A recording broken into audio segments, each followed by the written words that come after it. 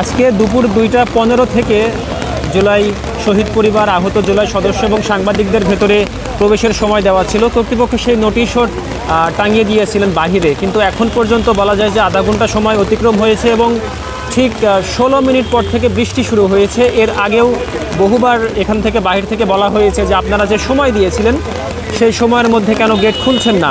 এই বিলম্ব হওয়ার ফলে এখন মানুষজন বৃষ্টিতে ভিজতে শুরু করেছে। সাংবাদিকদের, গণমাধ্যম কর্মীদের বিভিন্ন ক্যামেরা, ডিভাইস, মোবাইল ফোন যেগুলো আছে সেগুলো বাঁচিয়ে কোনো রকম বৃষ্টি থেকে বাঁচার চেষ্টা করলেও বৃষ্টি থেকে আসলে কেউ ভালোভাবে বাঁচতে পারেনি, বৃষ্টিতে ভিজছেন। এখন আধা ঘন্টা অতিক্রম হয়ে গেছে। এখন যদি সময় দেখাই দুপুর 2টা 43 মিনিট, আধা ঘন্টা আর 2 মিনিটের মধ্যে আধা ঘন্টা পূর্ণ হবে, কিন্তু এই সময়ের মধ্যে এখনও গেট খোলা হয়নি।